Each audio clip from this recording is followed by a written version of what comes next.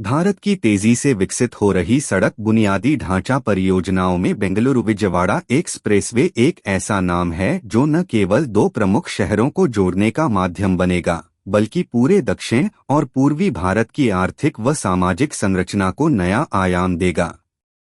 आधिकारिक रूप से राष्ट्रीय राजमार्ग 544G NH 544G के नाम से जाना जाने वाला यह एक्सप्रेसवे कर्नाटक की राजधानी बेंगलुरु से आंध्र प्रदेश के महत्वपूर्ण शहर विजयवाड़ा तक फैला हुआ है।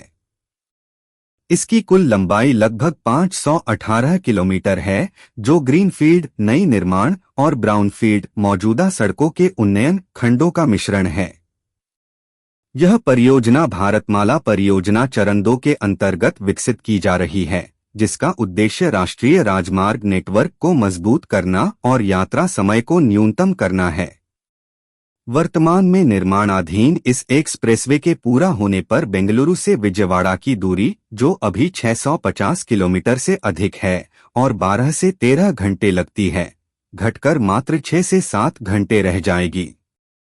यह न केवल यात्रियों के लिए सुविधाजनक होगा, बल्कि माल परिवहन, व्यापार और पर्यटन को भी गति प्रदान करेगा। इस एक्सप्रेसवे की उत्पत्ति 2021 में हुई, जब आंध्र प्रदेश सरकार ने केंद्र सरकार को एक प्रस्ताव भेजा। उस समय पूर्वी और उत्तर पूर्वी भारत तक पहुंचने के लिए चेन्नई या NH 16 के माध्यम से यात्रा करने में भारी जाम, प्रदूषण और दुर्घटनाओं का खतरा रहता था। आंध्र प्रदेश के तत्कालीन मुख्यमंत्री चंद्रबाबू नायडू ने 2017 में ही एक समान प्रस्ताव रखा था, लेकिन 2021 में इसे अंतिम रूप दिया गया। अगस्त 2021 में केंद्र सरकार ने इसे मंजूरी दी और सितंबर 2022 में इसे NH 544G घोषित कर दिया गया। प्रारंभिक योजना में 360 किलोमीटर का ग्रीनफील्ड खंड प्रस्तावित था, जिसकी अनुमानित लागत 10,000 करोड़ रुपए थी। लेकिन बाद में डिजाइन में बदलाव के साथ लंबाई 518 किलोमीटर हो गई और लागत बढ़कर 19,320 करोड़ रुपए पहुंच गई। हालांकि नवीनतम संशोधनों के अनुसार कुल लागत अब लगभग 14,000 करोड़ रुपए आकी गई है।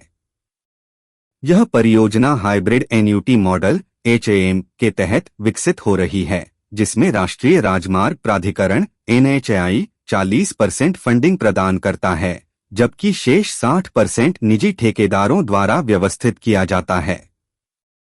दिसंबर 2022 में निविदाएं आमंत्रित की गईं और फरवरी 2023 तक सभी 14 पैकेज आवंटित हो चुके थे। प्रमुख ठेकेदारों में Dilip Buildcon, Rajpath Infracon, Megha Engineering and Infrastructures Limited MEIL, Max Infra, संयुक्त उद्यम और KNR कंस्ट्रक्शंस शामिल हैं। मार्च 2023 में प्रारंभिक कार्य शुरू हुए और 11 मार्च 2024 को प्रधानमंत्री नरेंद्र मोदी द्वारा आधारशिला रखी गई। एक्सप्रेसवे का मार्ग रणनीतिक रूप से डिजाइन किया गया है, जो कर्नाटक और आंध्र प्रदेश के कुल 11 जिलों से होकर गुजरेगा, कर्नाटक में 3 और आंध्र प्रदेश में 8। यह श्री सत्यसाई जिले के कोडिकोंडा में NH 44 से शुरू होता है, जो बेंगलुरु को दक्षिण की ओर जोड़ता है। कोडिकोंडा से आगे यह रायलसीमा क्षेत्र में प्रवेश करता है, जहां से यह चिक्कबल्लापुर, कादिरी, पुलिवेंदुला, येरागुंटला, कड़पा, मायडुकुर जैसे कस्बों से गुजरेगा।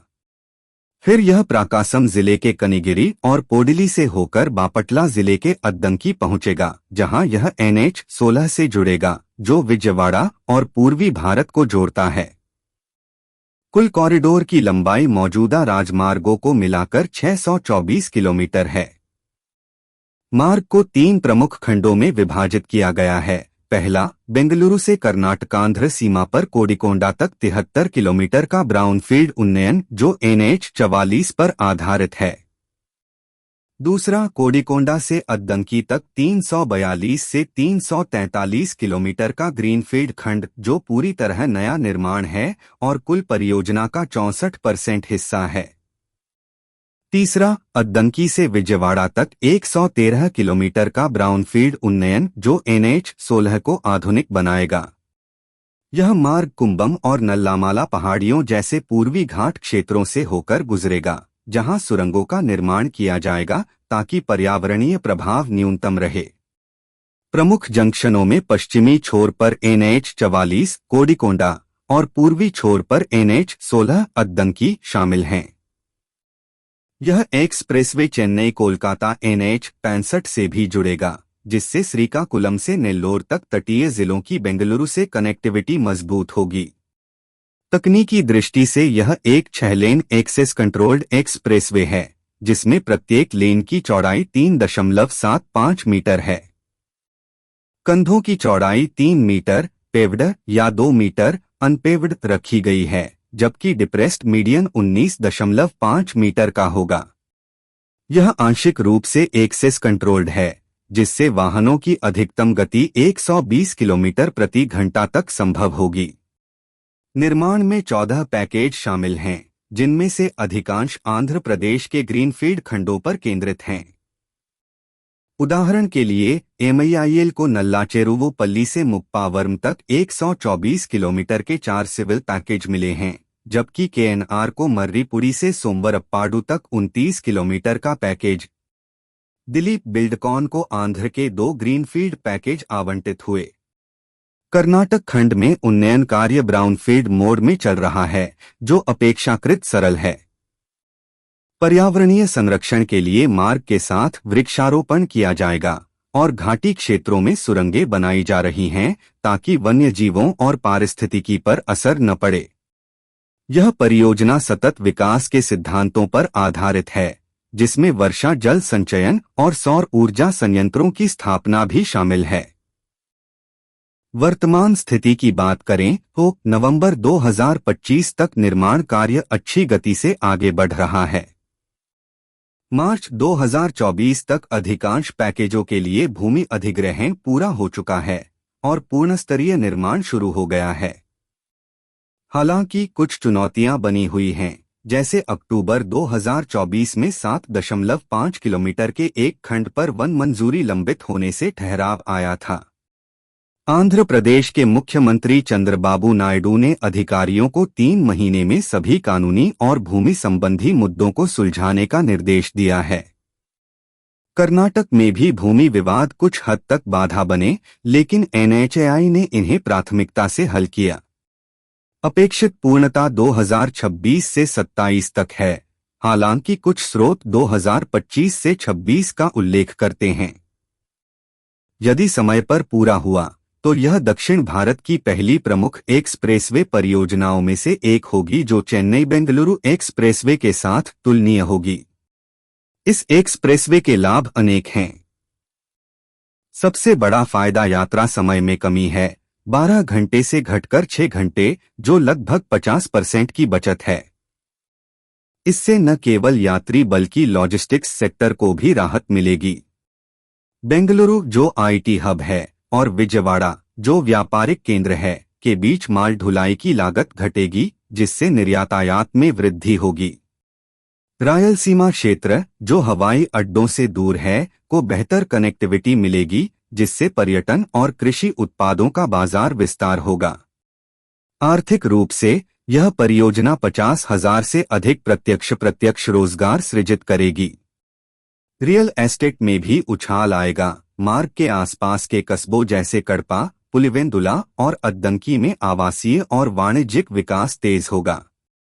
पर्यावरणीय लाभ के रूप में बेहतर सड़कें प्रदूषण कम करेंगी, क्योंकि पुराने मार्गों पर जाम कम होगा। इसके अलावा यह पूर्वी घाट की सुरंगें जैव विविधता को संरक्षित रखेंगी।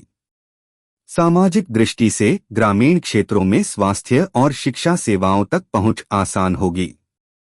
हालांकि चुनौतियां भी हैं। भूमि अधिग्रहण में किसानों का विरोध, वन क्षेत्रों में मंजूरी की देरी और मौसमी बाधाएं जैसे मानसून कार्य को प्रभावित करते हैं। इसके बावजूद NHAI और राज्य सरकारें समन्वय से इन्हें संभाल रही हैं। भविष्य में इस एक्सप्रेसवे को नागपुर विजयवाड़ा एक्सप्रेसवे से जोड़ने की योजना है, जो मध्य भारत को पूर्वी बंदरगाहों से लिंक करेगी। कुल मिलाकर बेंगलुरु विजयवाड़ा एक्सप्रेसवे भारत की विकसित भारत दृष्टि का प्रतीक है, जो कनेक्टिविटी के माध्यम से समृद्धि लाएगा। यह परियोजना दक्षिण भारत को एकीकृत करेगी, आर्थिक विकास को गति देगी और आने वाली पीढ़ियों के लिए एक मजबूत आधार तैयार करेगी। जब यह पूरा होगा तो यह न केवल सड़क होगा बल्कि प्रगति का पुल बनेगा।